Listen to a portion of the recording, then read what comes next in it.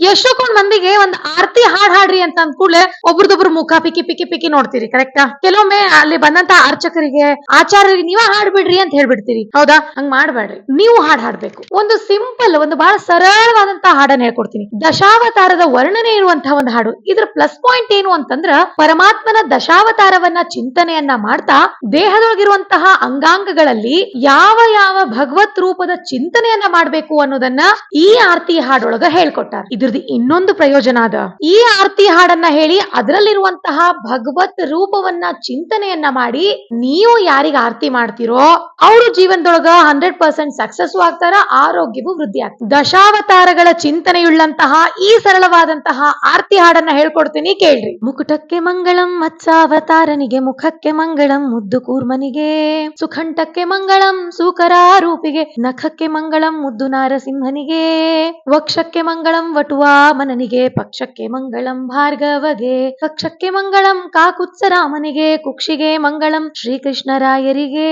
ಉರುಗಳಿಗೆ ಮಂಗಳಂ, ಉತ್ತಮ ಬೌದ್ಧನಿಗೆ ಚರಣಕ್ಕೆ ಮಂಗಳಂ, ಚೆಲ್ವ ಕಲಿಕನಿಗೆ ಪರಿಪರಿ ಮಂಗಳಂ, ಪರಮಾನಂದಗೆ ಪುರಂದರ ವಿಠ್ಠಲಗೆ ಜಯ ಮಂಗಳಂ, ಜಯ ಮಂಗಳಂ, ನಿತ್ಯ ಶುಭ ಮಂಗಳಂ. ನಮಸ್ಕಾರ, ವಂದನೆಗಳು.